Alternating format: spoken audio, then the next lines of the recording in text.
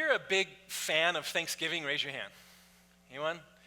Awesome. For those of you who didn't raise your hand, just leave, like right now. No, it's awesome. I mean, there's nothing that says America like Thanksgiving, you know what I mean? Just the turkey, the mashed potatoes and gravy and everything. And, you know, the amazing thing about Thanksgiving is that there's always too much food, right? It's the one day you might have thirds, you know? And you try to get your plate and everything, and you can never fit enough on it. And usually Thanksgiving, where it rolls for me is it's like, at the end of the day, I'll look at something that really looks good, but it's like, I can't feed myself with it anymore. You know it's going to taste good, but it's just too much. And I think the text that we're going through today, it's kind of like Thanksgiving. There's so much here that it would take way longer than just one Bible study to get all of it. And so we're going to get the mashed potatoes and gravy today, and we'll get the turkey.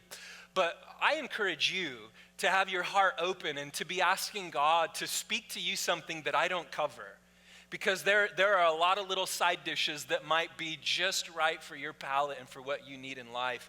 There's so much rich things here. So invite the Holy Spirit today to just show you what you need to hear as we cover all this information. The context is this letter was written probably by the Apostle Paul because there were Jews who had left the Old Covenant and Judaism. They'd initially received Christ and they'd been attending Christian church, but it came with great cost. Their family started tripping out on them, and it wasn't just like you get a stare down or you get talked about. They were losing their jobs. Their spouses were being encouraged to divorce them. It was a heavy thing.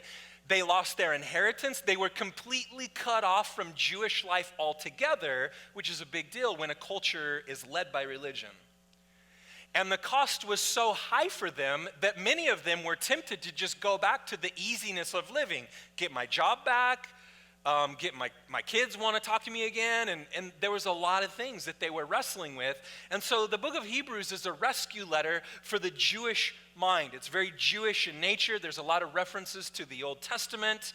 And basically what Paul is doing here in the text we're about to get into is he's begging them. And he's very intense in the way he writes that if you turn back, it's going to cost you so much. And look at what you're turning back to anyways. It's not good. It's not fun. It's not good for you at all. And so with that in mind, this is what he says in verse 18. You have not come to the mountain that may be touched and that burned with fire. He's talking about Mount Sinai. To blackness and darkness and tempest, and the sound of a trumpet and the voice of words, so that those who heard it begged that the word should not be spoken to them anymore. For they could not endure what was commanded. And if so much as a beast touches the mountain, it shall be stoned or shot with an arrow. And so terrifying was the sight that Moses said, I'm exceedingly afraid and trembling. Imagine if you came to church and halfway through you just were like, I got to get out of here. I'm so freaked out and afraid for my life. That was their experience when God led Moses and the Israelites to Mount Sinai. After he parted the Red Sea and delivered them from Egypt, it was there at Sinai that, yes, God gave the law and the Old Covenant to the people, and they had an identity. They looked like God's people after they left Sinai, but it was a pretty scary, intense ordeal. Exodus chapter 19 explains what it was like for the people when they came to Mount Sinai. That the mountain was completely fenced off, that if you trespassed, the penalty was death. It was not an inviting or welcoming experience. That's not the vibe God was putting out. They were commanded in marriage to abstain from all sexual relations because this moment at Sinai, God is trying to communicate, this is not fun. The law, legalism, following God legalistically, it's not going to be fun for you. That's so no fun zone here around the mountain. There was thunder and lightning and earthquakes, and not like the cool kind. I mean, they'd be sleeping in the middle of the night and they'd become scared for their life because there was such an intense earthquake. By the way, did you feel the earthquake last night? So yes, God was revealing himself to Sinai, But the way that he was doing it was that he was warning them in every way possible, you people, stay away from me. I am off limits to you. And why? Why? Because the old covenant and the law, they were given to show us that we can never get close to God, we can never get right with God by our own actions and efforts and good works and through religion. And so Paul is telling a story that the Jews knew very well about Sinai, and he's saying, why would you want that? Why would you want that when there's something so much better? Are you really going to go back to all that? The fearful thing where it's like, okay, if I'm good, God will be good to me. If I'm bad, God won't be good to me, And it's like I got to earn everything, and if I can feel like I can pray because I've been good and there's no grace, it's not a fun thing. And so for us, what we need to remember is that God has not called us to Mount Sinai.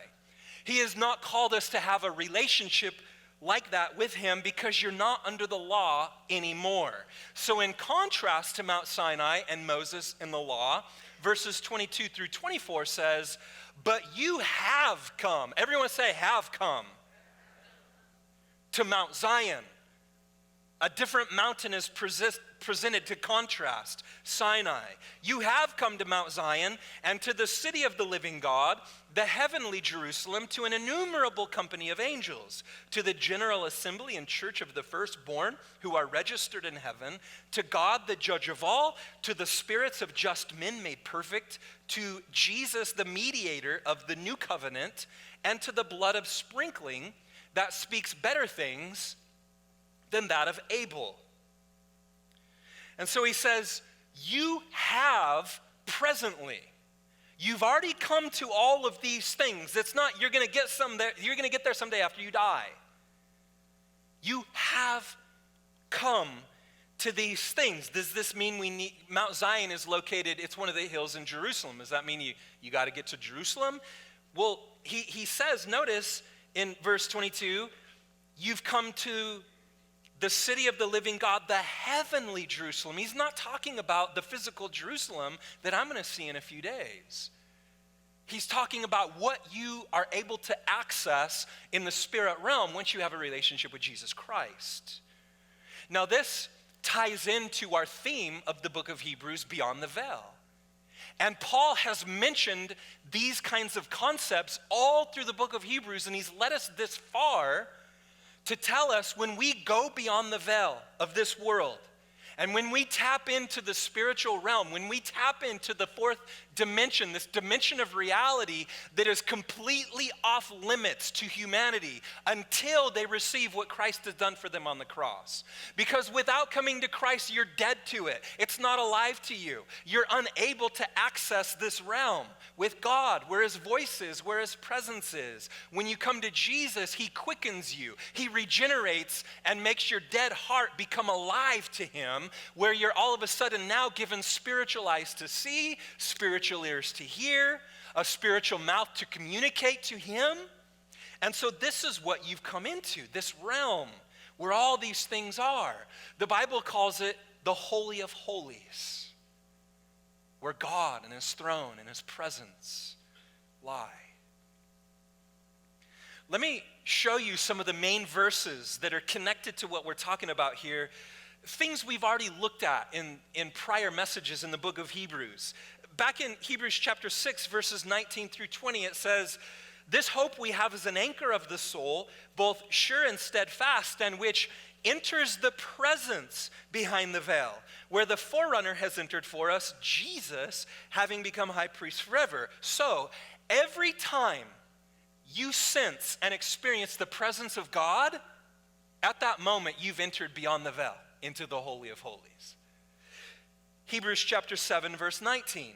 The law made nothing perfect. On the other hand, there is the bringing in of a better hope, Jesus, through which we draw near to God.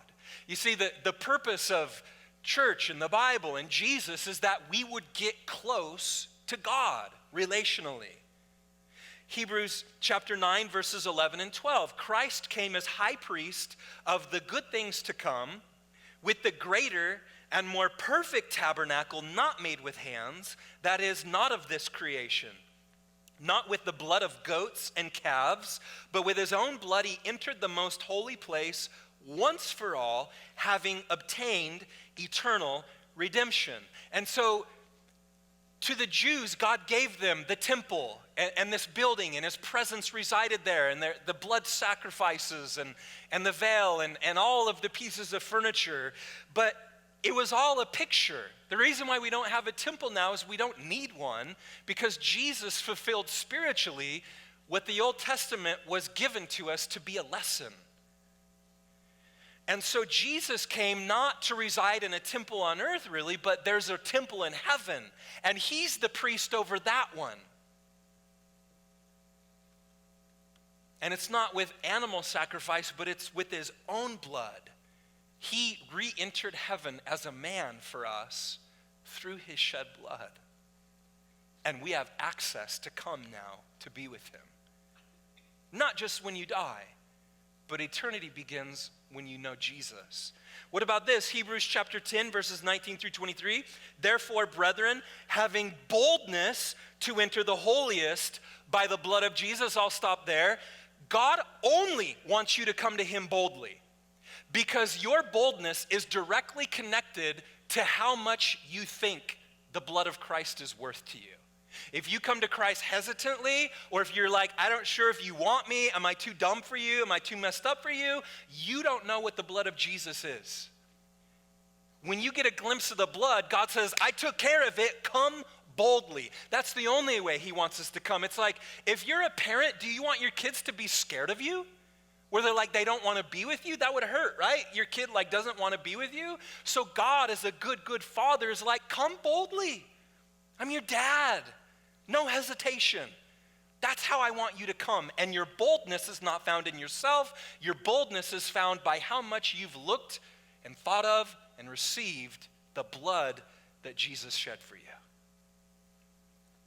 It says, it's a new and living way which he consecrated for us through the veil, that is his flesh, and having a high priest over the house of God, let us draw near with a true heart, in full assurance of faith, having our hearts sprinkled from an evil conscience and our bodies washed with pure water. Let us hold fast the confession of our hope without wavering, for he who promised is faithful. Notice the veil, it says it is the flesh of Christ. The veil was the curtain in the temple that separated God's presence from mankind. And now it says it was Christ's flesh. And so it's like, wait a minute. At one time, Jesus was the one who was separating me from God?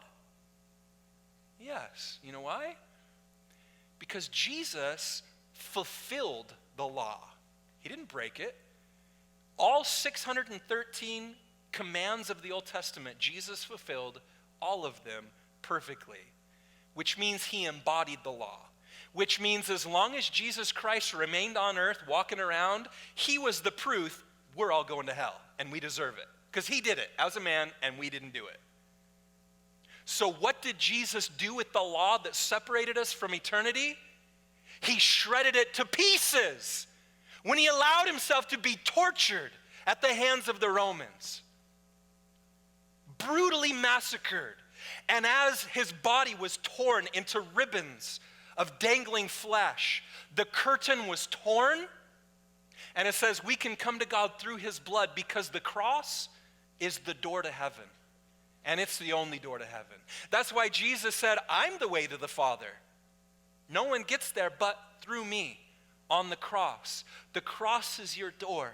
And as you come in, and as you look at him, and as you receive all that the gospel and the death and the burial and the resurrection means to your life, on the other side is heaven and eternity and a good Father and the blessings of God for your life. It says here, it's your responsibility to draw near to that, to keep coming, to access him.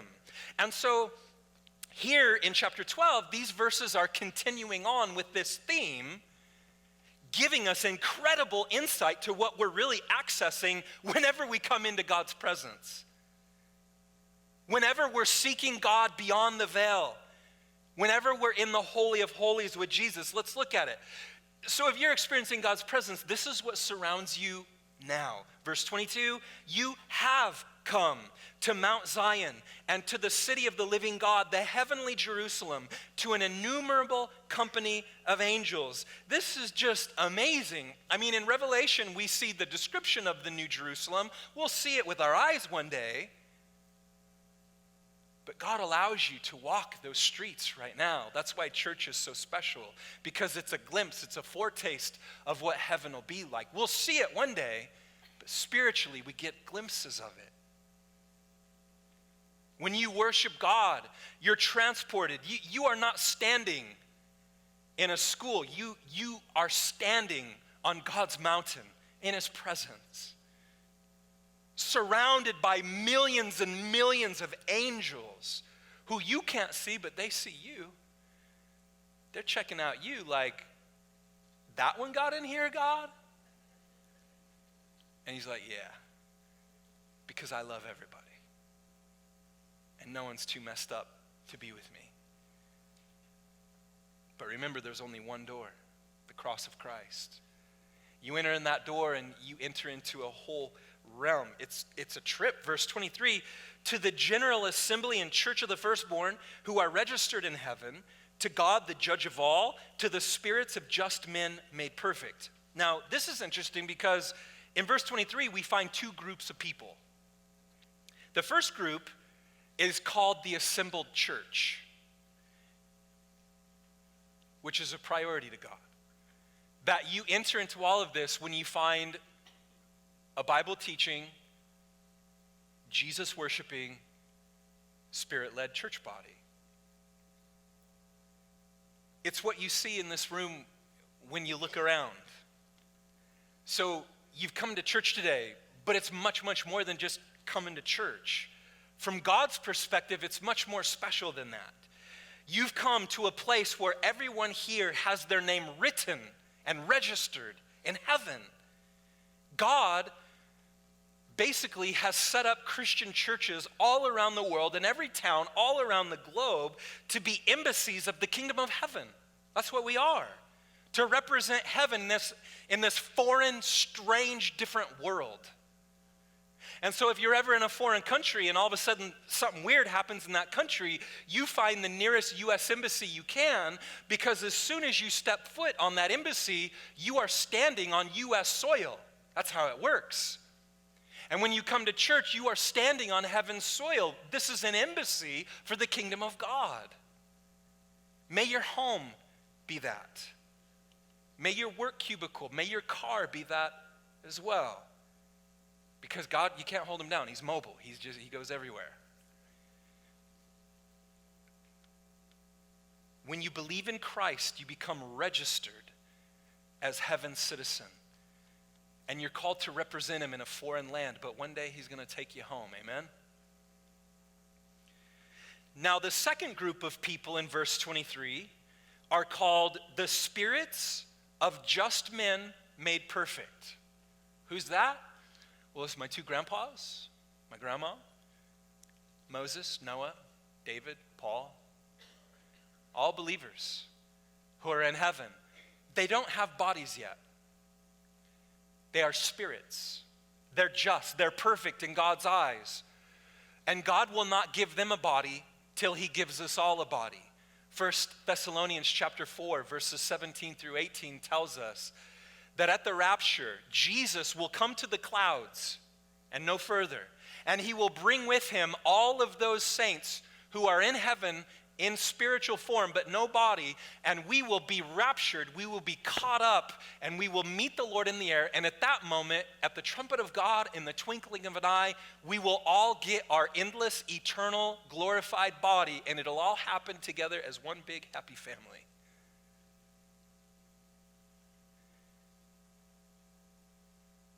So they're in heaven. And then in verse 23, it says we also, of course, we come to God. And notice it chooses to call him the judge of all. God, the judge of all. Now, at first glance, when you think of a judge, I mean, maybe not very many nice things come into your head, at least for me, because in my past, I've had to stand before a few judges, and I won't get into the details, but it's not fun. So usually a judge is like bad experience. But that's not the case here. Because look, God's judgment here is that you're just and perfect in his sight. And why? Why are you perfect? Because you've confessed your sins to Jesus, you've given your mistakes to him, so that he's received the punishment for them on the cross. Amen? Verse 24, you've come to Jesus, the mediator of the new covenant, and to the blood of sprinkling that speaks better things than that of Abel. Jesus, the mediator, the bridge maker that bridges the great gap between us and the Father. Jesus is the only one who can do that. And so check this out. Mankind was off limits to heaven. But because Jesus lived a perfect life and he was sinless, he earned it. He earned the right to enter heaven in human flesh. In human flesh. He alone did it.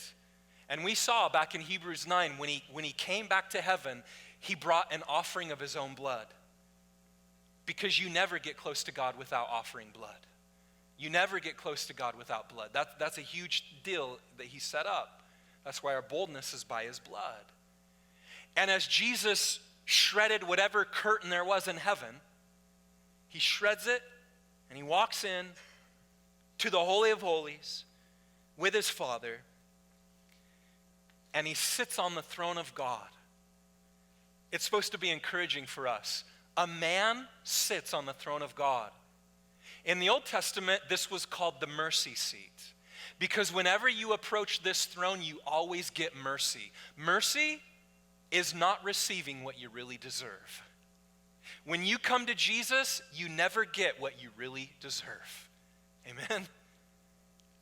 And now he sits down, which means there's nothing left for him to do. There's no work for him. And he looks through that curtain to this world. And he's looking to you and you today, and he says, are you gonna come in? Because there's nothing holding you back. How thirsty are you? How much do you want me? There's no obstacles. I've removed them all. If there was an obstacle, I'd get off my chair and I'd come remove it. But there's nothing. I'm seated. Come be with me. That's his invitation to us. It's amazing. Now, he also says here that the blood of Jesus speaks something better than that of Abel. So real quick, the first recorded sacrifice from man to God in the Bible was from Abel. So to the Jews, it's a really big deal. It was the animal sacrifice, but the blood of Jesus, it speaks way better things, because the blood of an animal could never make us right with God. So do you see what Paul's doing? He's trying to prove this new covenant is way better. It's way better than you're going to go back. Basically he's saying you're going to go back to the Temple Mount in Jerusalem, and you're going to sacrifice an animal, hoping that animal is going to get you right with God. And doing that, you're going to reject the blood of Jesus?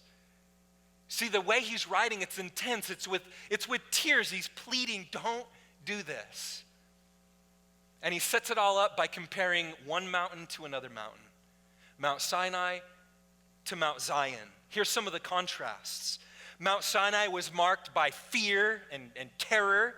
Mount Zion is a place of love and mercy and forgiveness.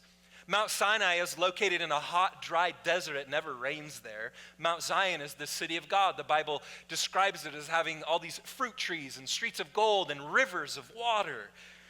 At Sinai, only Moses was allowed to draw near to God. Where Mount Zion, it says there's an innumerable amount of people who are invited and welcomed. Sinai was characterized by guilty men who were terrified for their lives. Mount Zion features just men made perfect that have no doubt where they stand with God. At Mount Sinai, Moses was the mediator for the people, but for us, it's Jesus, way better. Sinai brought the old covenant with the sacrifices of animals, where Mount Zion brings a new covenant through the sacrifice of Jesus. Sinai was all about exclusion, and God was sending a message, do not get close to me. where Mount Zion is all about invitation. It's the opposite. All who are thirsty can come and drink for free. Mount Sinai was all about legalism and religion. Mount Zion is nothing but grace. That's why the greatest hindrance to the gospel of Christ on this planet is legalistic Christianity. It is so opposite to the nature of Jesus. It's a greater threat than atheism, way more. It's a greater threat than scientism. It's a greater threat than the four-year university system. Christians who put off these religious trips on people, putting burdens on people that God is not. When it's all grace to God. It's all grace. If you're ever in a place of your life and you don't know whether to be gracious or judgmental, always err on the side of being gracious. If you're going to make a mistake by being merciful or dropping a hammer, make the mistake of being too merciful, because that's the nature of God. So here's what this all means for your life, guys. You cannot ever, in God's mind, come to him as if you were coming to Mount Sinai. Don't approach God in fear like he might reject you, because Jesus has brought you into a new covenant. Now, without Jesus, everyone on the planet is still standing before Sinai, and God will be that. But for you who've received the gospel of Christ, it's different. So put away your hesitation. It doesn't please God to be hesitant. Come boldly, like, I know you got me. And he's like, you're right, I do.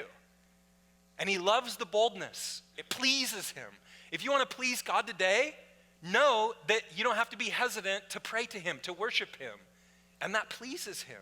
Without faith, it's impossible to please God. We've seen that in the book of Hebrews. He only wants you to come to him in a confident way, in an expectant way. Approach him knowing that you're welcome, knowing the door has been opened to you. Because when you worship God this way in your spirit, when you seek Jesus beyond the veil of this world that tries to blind you, you enter into a city. You find yourself standing on a mountain. God told Moses, take your sandals off.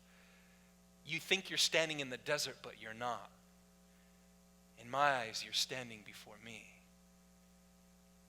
You're in a holy place. You're having a holy moment. You're surrounded by millions of angels who are watching you as you come to God Almighty and Jesus Christ, his Son, through the veil, by the blood, into the Holy of Holies, before the throne of God. This is why Paul said in another place, you're seated with Christ in heavenly places. When you really know your true position, that you're not positioned before Sinai, but as a Christian, you're positioned before Zion, heaven is not that far away. If you want to get God's attention, all you got to do is look to the left. Because if Christ is seated at God's right hand, and you're seated with Christ, it's like, hey dude, God, like, you're close. You're close. You're close. That's your position. You just have to realize it. God will bring all of these things to your understanding through the Holy Spirit, and by the Holy Spirit, he'll continue to reveal all these things to your heart. So my question to you guys today, it's very, very simple. Is heaven close or really far away to you? Is heaven becoming closer and closer? Or does it seem really distant? Does it seem like a galaxy far, far away? Is it always near? Do you sense it's just always hovering, always there? Or does it seem a long, long, long, long ways away? Paul is saying, if you're walking with Jesus, you should sense it in such a way where you can say, I have come to it already. It didn't take me to come to church. I've been there. I'm here. I'll see it one day, but I'm there because I'm with Jesus. Amen? It's amazing. I could talk about it all I want, and it could mean nothing to you. Just how I could talk to an unbeliever all day long about salvation and they will not get it until they receive Christ. It's like how I could talk about becoming a father and having a baby is so amazing. But if you've never had a child, you could think about it and you could know it'll change your life, but you're clueless to it until you actually have your own children. You know what I mean? It has to happen. And so I hope, I think, I believe it happens here, Sunday to Sunday. I hope it happens in your bedrooms, in your living rooms, in the sanctuary called the driver's seat. I hope it happens there. Moving on, here's verses 25 through 27. See that you do not refuse him who speaks. For if they at Sinai did not escape who refused him who spoke on earth, then much more shall we not escape if we turn away from him who speaks from heaven, whose voice then shook the earth, but now he was promised, saying, yet once more I shake not only the earth, but also heaven. Now this yet once more indicates the removal of those things that are being shaken, as of things that are made, that the things which cannot be shaken may remain. Now, guys, the book of Hebrews is a great book of promises, but it's also a book filled with some gnarly warnings. I mean, it's a double-edged sword for sure. This is a warning to not be ignorant of the consequences when you reject God, especially when he's spoken truth to you. He's saying at Sinai, he shook the mountain, but there's going to be a day when he shakes everything. The Bible has plenty of verses, many of them, talking about how the whole universe will burn with fire. That it's going to be gone, it won't exist one day. That it's going to be melted away. That it's going to vanish, it's going to be dissolved. In another way, it says it's going to be like a curtain that he just folds up. He's going to take the whole universe in his hands and just crumple it up into a little ball and light it on fire and it's gone. And the only things from this universe that make it into eternity, there's two things: the Bible and the church. The Bible and the church, that's his priorities. And that's why I want to have these two things to be the priority of my life. Because when you make the Bible and the church, Christ's bride, the focus of your life, you will sow the kind of seeds he wants you to sow, and you'll reap the benefits of living a life like he wanted you to live. And there's consequences to actions. There are consequences to what you choose to prioritize, and no one can escape the principle he's laid into the universe. You reap what you sow. And so your life will be in a better spot. You'll have a groove. It'll be a lot less stressful. He'll take the knots out of your life and make them a lot smoother when you prioritize what God has created you to prioritize in your life. It's just as simple as that. And it takes faith to believe that. Notice in verse 22 or 25, it says, see that you do not refuse him who speaks. The word see is written in the present tense, which means that, you know, if you think you're doing good, no, check today. Right now. Tomorrow, do it again. Keep seeing that you don't refuse him who speaks. Make sure you continually are on a path where you're not refusing God's path and will and what he's trying to speak to your life. And then here's some of the previous warnings we've seen in the book of Hebrews. Hebrews chapter 2, verses 1 through 3. We must give the more earnest heed to the things we have heard, lest we drift away.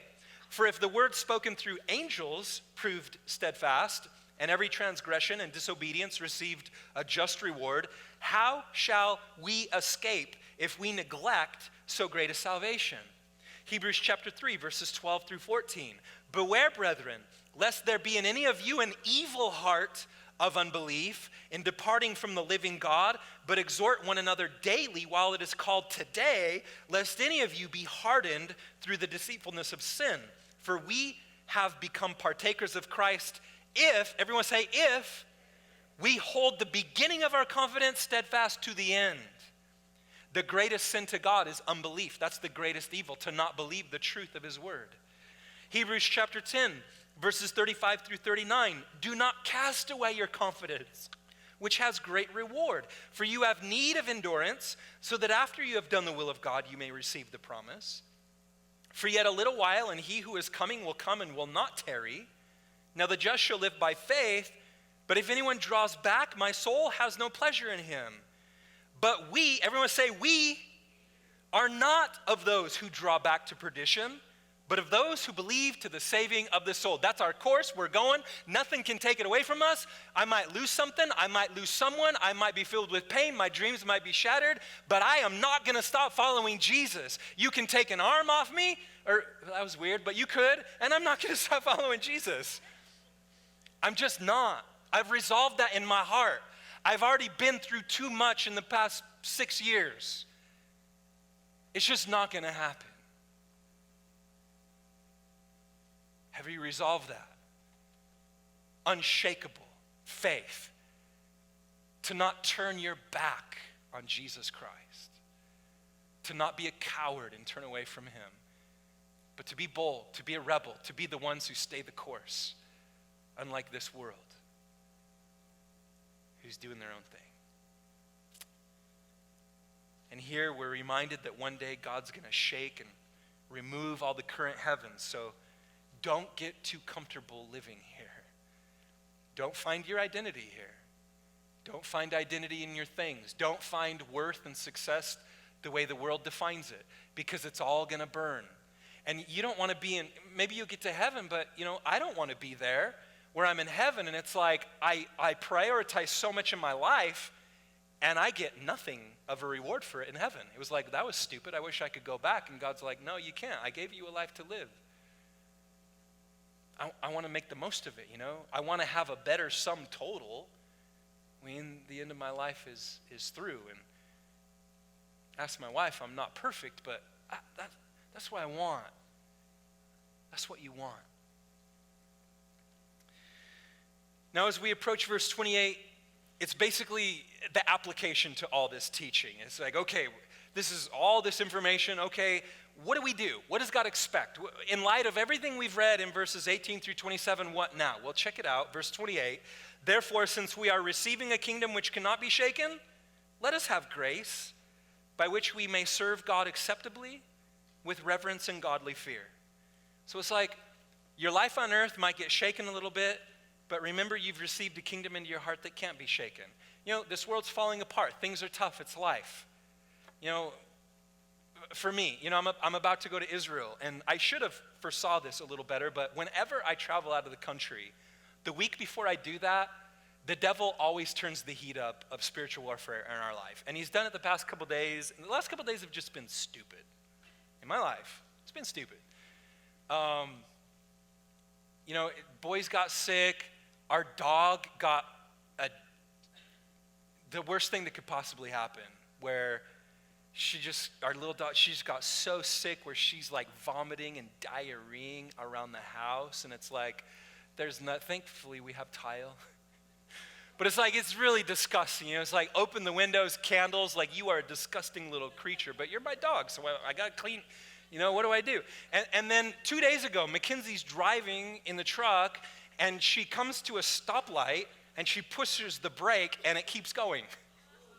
And she has the emergency brake. The brake line snapped or something. It was weird. And it's like, okay, the truck broke down, and so I'm trying to get ready for Israel. And nightmares, weird dreams, just funky stuff. So it's like my prayer life has been upped, just you get shaken a little bit. Like, life has seasons, and some days the wind blows a little harder than other days. So the point is, make sure you're holding on to the thing that can't be shaken. This is a call to keep holding on to Christ. Because as long as your hands are attached to him, you're going to be unshakable in the end. It says here in verse 28, we are receiving a kingdom. It's written in the present tense and the active voice in the Greek, which means it's not just something you do once, you keep doing it. You're receiving a kingdom. What does that mean?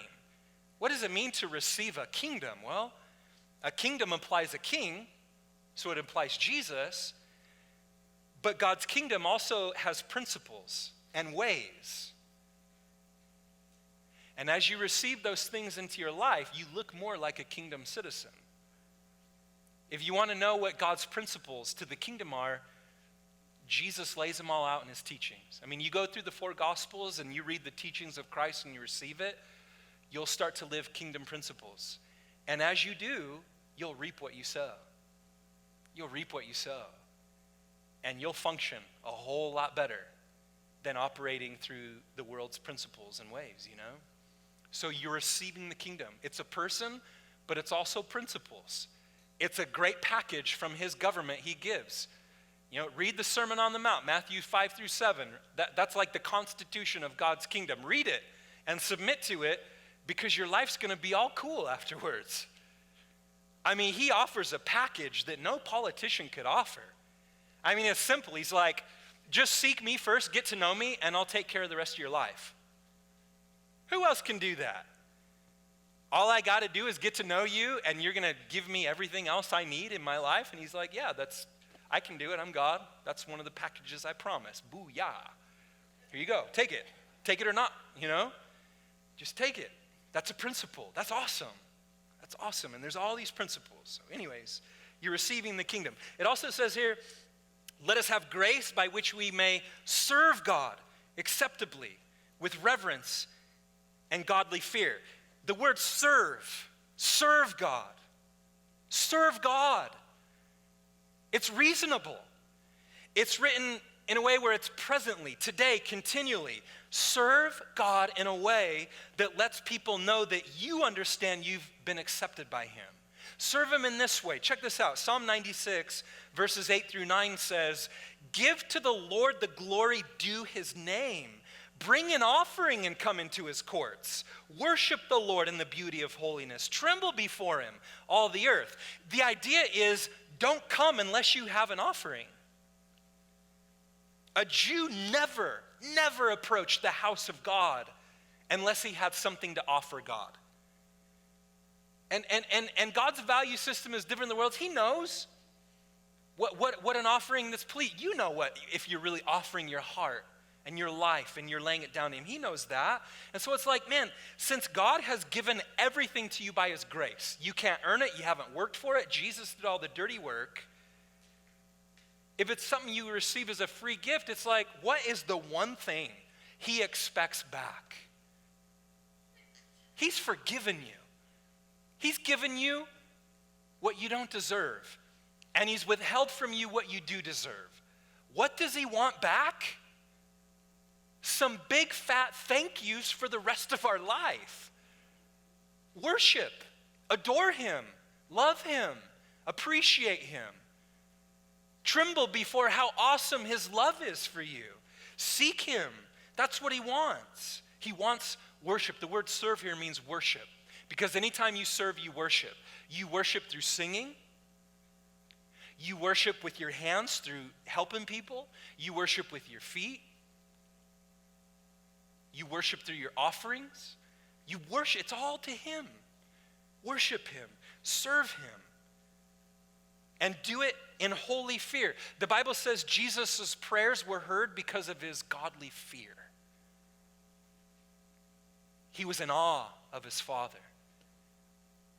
He didn't do things by presumption. He wanted the will of God. He walked with caution. You know, he's the big shot. So you walk with caution. You want to do it his way. And why? Why? Verse 29. Verse 29. For our God is a consuming fire. Now, if it just said he was a fire, it'd be different. Because you can put out a fire. Throw some water on it, get some dirt on it, you can put out a fire. But when God defines himself, he defines himself as a consuming fire. It means it doesn't matter how much water you put on me, you're not going to put me out. I will consume it. You want to try to shovel some dirt on me to get me out of the way, I'll consume it. You see, whatever touches him doesn't affect him. He affects what he touches. When the leper touched Jesus, was Jesus affected or was the leper affected? He's a consuming fire. Now, fire is cool, isn't it? I mean, we all have been just mesmerized, like staring at a campfire. It's just cool. And it's one of the things God describes himself as. It's interesting because fire has the ability to destroy or to develop. It can be a blessing or a curse. It all depends on the material the fire touches. So it's like if you have a bunch of sticks, fire's going to burn and destroy them. But the same fire that consumes the sticks can forge a piece of steel into permanency. In order for steel to be hardened and forged, you got to put it through severe fire and intense heat. So you just got to look to yourself and say, what material am I? What is the fire doing to my life? How is my life doing? It all depends on who you are. You can be destroyed or you can be developed by the fire. You can receive from the fire or you can have things taken away by the fire. Fire can be such a warm, encouraging element of hope and life. Or it can be something that completely destroys, burns to the ground, and leaves nothing but useless ashes in its wake. 1 Peter chapter 1, verses 6 through 7 says, "Now for a little while, if need be, you have been grieved by various trials, that the genuineness of your faith, being much more precious than gold that perishes, though it is tested by fire, may be found to praise, honor, and glory at the revelation of Jesus Christ." So our faith is more precious to God than gold. Now, back in ancient times, if gold miners would get a piece of gold, they didn't have the technology today in the machines to purify it. And so when you get gold, it's not like all nice and sparkly. It's corrupted with all the other veins of whatever material is flowing through it. And so you get this big chunk. And back then, you'd have a container, a pot, you put the gold in it, and you put some fire under it. Keep making the fire hot and hot and hot and hot. Now, when it came time to test the melted gold, because the guy would be stirring and stirring and stirring, and so how do I know if this gold is purified? How do I know if all the imperfections have been burned away? How do I know if the gold is completely pure now? Well, the man would stop stirring, and he would look over that pot of gold because he would be trying to see his own reflection. And if he could look into the pot of gold and see his own reflection, he knew that it was pure. And that is exactly what God is doing to your life and my life. In every storm, in every fiery trial, when the heat gets turned up, or when the pot starts to get stirred up and you're just like along for the ride, it's always ultimately going to end up being for your good. You believe that?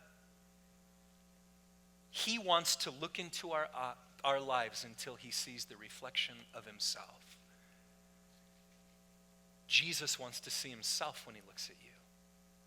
He wants your faith to be pure, so it has to be tested by fire.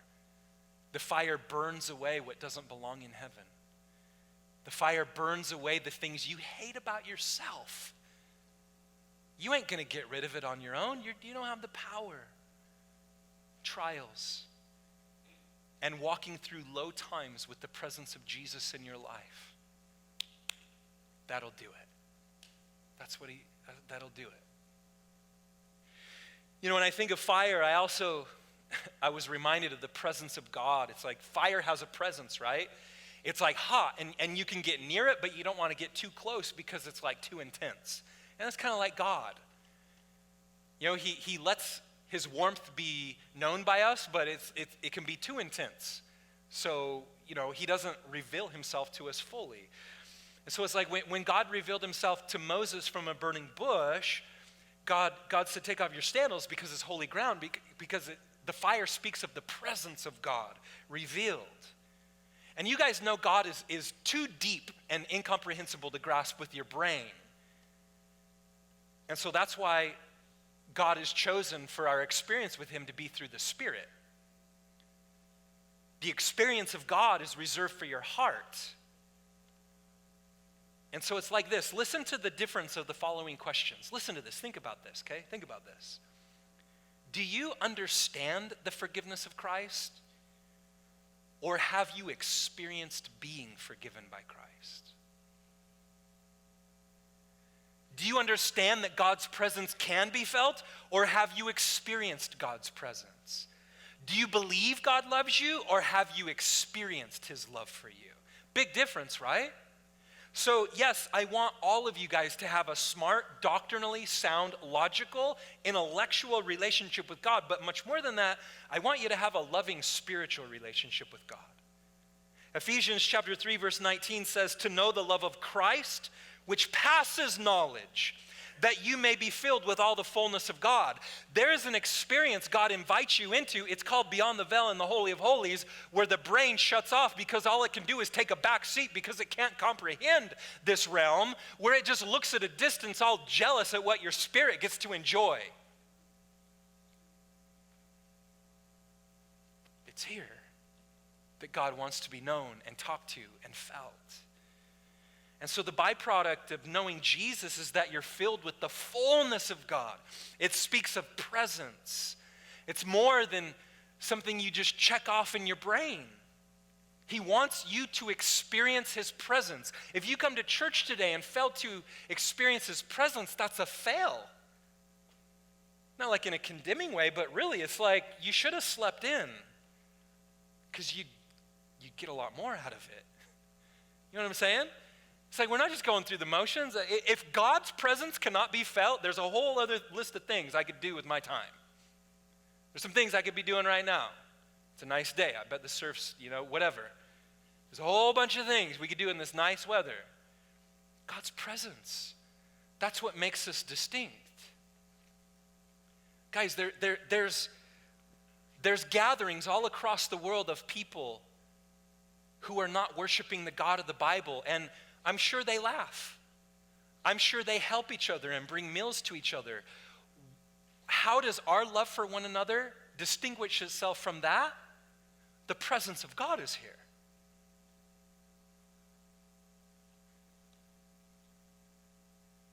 The presence of God makes the gospel attractive. The presence of God makes serving attractive.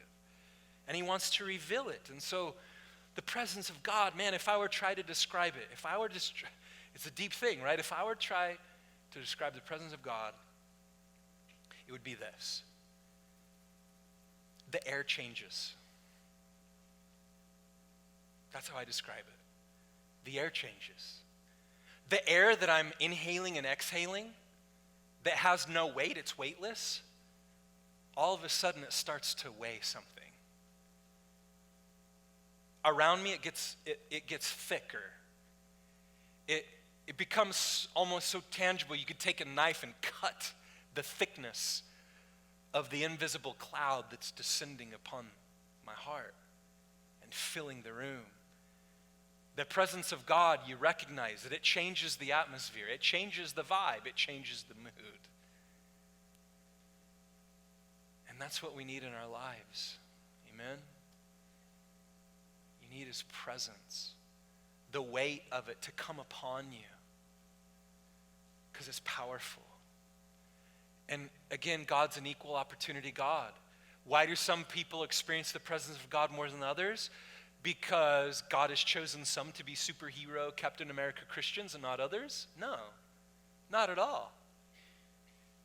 He doesn't play favorites. You're all his favorite. You're all equally his favorite. It's just that some people search harder, discipline their worship in a more, they don't get distracted. They linger. They don't leave so quick. They want it. They're thirsty. They muster up with themselves the ability to be hungry for God. I want it. Because God says, if you seek me with all your heart, you'll get me. You'll be found by me. And we need his presence. We need a hunger for it. And that's your responsibility. Because the door, the invitation is wide open to everybody. It reminds me of Moses. The story is in Exodus chapter 33, where Moses is on the top of Mount Sinai. And he's just like, God, these people down there, they're crazy. They worship golden calves. What do I do with them? They want to go back to, they mumble, they grumble, they're so immature, and you want me to lead them on? And he says, God, if I found grace in your sight, because no one else is wanting my job right now, Moses says, your presence has to go with me. Moses got it. And he said, God, if we're going to go and defeat all these armies, what makes us different other than your presence? Your presence has to be the thing that makes us different. And God says, okay, my presence will go with you. And then I don't know what got into Moses. He didn't know what he was asking for, but it pleased God. He got this thought. And Moses said, God, show me your glory. And God says, say what? Boy, you don't know what you're asking, you know. He says, if you were to see me, you'd die. But I like your heart. So this is what I'm going to do. He says, see this rock over here? I want you to go stand on the rock. And then once you get there, there's a little cleft of the rock, a little tiny crack in the rock. And I want you to stand on it and hide in it. And then I'm going to pass by you, and I'm going to show my back to you, because you can't see my face and live. You just disintegrate by the intensity. But I will show my back. I will reveal my glory to you in a way I never have. God revealed more of who he was because Moses hungered for it. The rock that Moses stood on points to and speaks of Christ. You stand on the rock of Christ and you hide yourself in Christ, and you will end up having more revelations of who God is for your life. And his presence will become thicker, better, sweeter. It'll be like honey to the palate of your spirit. So what else is there to say? Nothing, really. Let's just worship. Should we worship? Should we come to this consuming fire? Should we lay our lives on the altar to say, take me, burnt, just take my life and consume me till you see the reflection of yourself in me?